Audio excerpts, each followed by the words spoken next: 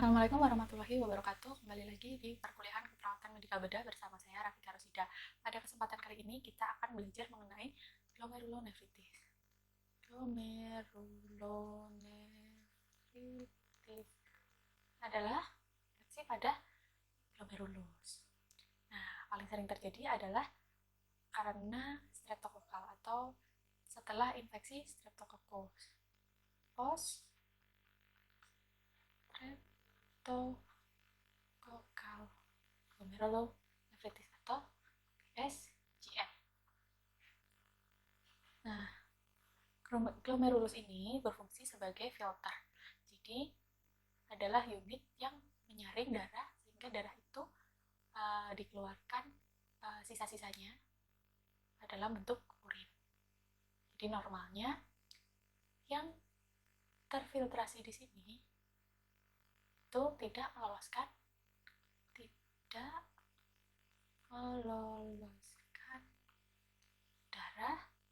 dan protein. Oke, jadi pada kondisi glomerulonefritis, darah dan protein ini lolos ke urin. Oke, jadi ditemukan pada urin ada red blood cell.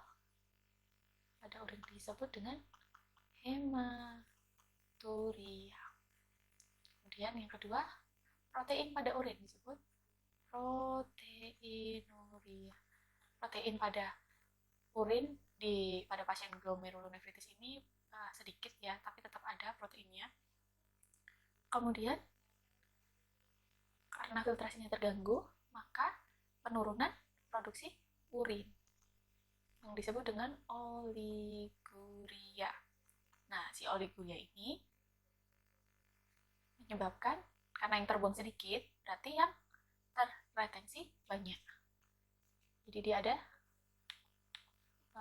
ada banyak cairan yang retensi di tubuh. Cairan meningkat, kemudian terjadi odem perifer. Biasanya termanifestasi pada mata, jadi odemnya periorbital. Matanya sembab, terutama pada pagi hari. Oke, jadi itu adalah glomerulonefritis. Ini disebutnya, kumpulan gejala ini disebut dengan nephritic syndrome atau bahasa Indonesianya sindrom nefritik. Oke, nefritik. Oke, sekalian kita akan membahas mengenai sindrom nefrotik. Jadi apa bedanya PSGN dengan nefrotik syndrome? Oh, yang ini. Jadi glomerulonefritis. Bedanya apa? Yang pertama, pada glomerulonefritis karena dia ada kerusakan pada glomerulus yang disebabkan oleh post-streptococcal infection. Jadi dia meloloskan red blood cell ke urin. Hematuria. Kemudian proteinuria. Proteinnya jumlahnya sedikit atau melt aja. Oke. Karena streptococcal infection. Kalau sindrom nefrotik ini penyebabnya tidak diketahui atau idiopatik. Tapi dapat juga sekunder dari penyakit yang sudah ada, misalnya lupus, kemudian DM, kemudian heart failure. Tapi ini yang primer tidak diketahui sebabnya. Kemudian di urin ditemukan protein saja. Tidak ada red blood cell.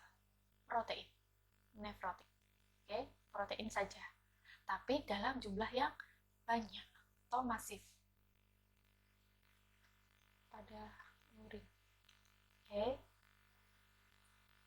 Kemudian dilihat dari Oh ya, protein yang lolos itu apa? Kebanyakan adalah albumin. Albumin. Kemudian imunoglobulin. Kemudian protein yang berfungsi untuk mencegah pembentukan clotting atau mencegah pembekuan darah. Pembentukan clotting. Jadi kalau albuminnya lolos dan terbuang di urin, berarti pasiennya akan mengalami hipoalbumin. Hipoalbumin. Albumin ini menyebabkan odem di seluruh tubuh. Kalau yang tadi odem perifer atau yang sering terjadi adalah periorbital. Kalau yang sindrom nefrotik ini odemnya di tubuh karena dia hipoalbumin. Kalau yang glomerulonefritis, odem perifer ini disebabkan oleh penurunan glomerulus filtration rate. Jadi urinnya sedikit, terus tertahan di dalam tubuh cairannya menyebabkan odem periorbital.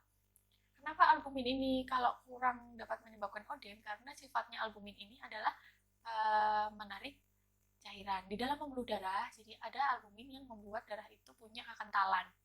Nah, kalau albuminnya lolos, berarti air tidak pegangan dengan siapa-siapa nih. Akhirnya dia lolos dari pembuluh darah masuk ke interstisial. Jadi ada odem. Kemudian imunoglobulin lolos keluar bersama urin, maka dia akan turun imunnya. Terus ada protein yang berfungsi untuk menurunkan pembentukan clotting juga lolos. Akibatnya timbul bekuan darah di mana-mana. Random clotting. Oke, misalnya terjadi DVT kayak kemarin kita bahas. Oke. Kemudian apa bedanya dari penampakan urinnya? Ini urinnya berdarah, ada protein dalam jumlah sedikit. Kemudian warna urinnya seperti teh atau seperti cola. Nah, atau seperti teh. Kalau yang ini warnanya kuning tua. Karena dia ada proteinnya juga dan yang lolos itu proteinnya lebih dari 3 gram per hari, terus timbul urinnya itu berbuih atau berbusa. Oke. Karena albuminnya tadi tuh lolos, dia tuh terjadi odem, juga terjadi lipidemia. Oke. Yang sindrom nefrotik. Kemudian yang ini kembali lagi ke glomerulonefritis. Dia urinnya mengandung darah, ada protein sedikit, penurunan GFR menyebabkan dia odem periorbital, kemudian warna urinnya seperti teh atau seperti cola. Terus karena penurunan GFR juga, cairannya tertahan tuh di tubuh, berarti timbul hipertensi. Ini umum terjadi pada pasien glomerulonefritis. Oke, kemudian urinnya sedikit karena penurunan GFR. Bukan oliguria. Oke, jadi itu perbedaannya. Kalau PSGN ini adalah gejalanya sindrom nefritis pakai I. Kalau nephrotic syndrome pakai O. Ini yang lolos hanya protein ya. Kalau ini red blood cell dan protein dalam jumlah sedikit. Jadi harus tahu bedanya antara nefritis dan nefrot. Sindrom nefritik dan sindrom nefrotik. Oke. Jadi peran perawat ada di mana? Fungsinya perawat di sindrom nefritik dan nefrotik ini. Jadi begini.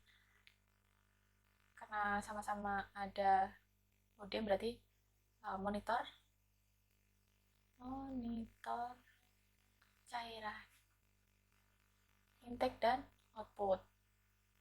Kemudian pada sindrom nefritik dia ada peningkatan tekanan darah, jadi dimonitor tekanan darah, administering obat anti hipertensi dan diuretik. menganjurkan diet rendah natrium atau rendah garam, kemudian membatasi cairan, membatasi minum, dan edukasi agar tidak terjadi kembali infeksi streptokokal. Nah, biasanya infeksi streptokokal walaupun jarang terulang, yang dapat menimbulkan glomerulonefritis, tapi mungkin juga terulang. Infeksi streptokokal itu biasanya ada pada kulit atau di faring. Kemudian untuk yang sindrom nefrotik, dia adalah sama monitor cairan, dia monitor cairan, kemudian pemberian diuretik sama administering diuretik, terus pemberian albumin karena dia ada hipoalbumin, albumin intravena, kemudian monitor tanda infeksi, monitor infeksi pada area yang bengkak. Dengan obatnya administering kortikosteroid atau imunosupresor,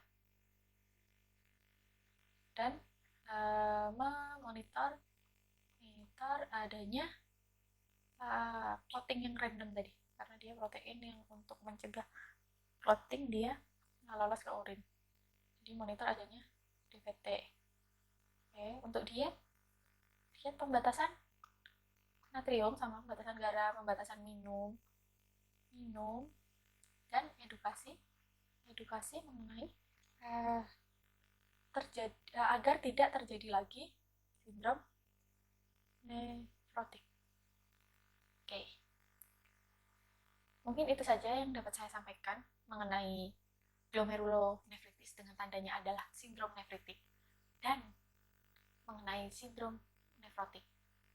Apabila ada pertanyaan atau yang belum saya sampaikan, silahkan dapat ditanyakan melalui kolom komentar. Saya akhiri. Wassalamualaikum warahmatullahi wabarakatuh.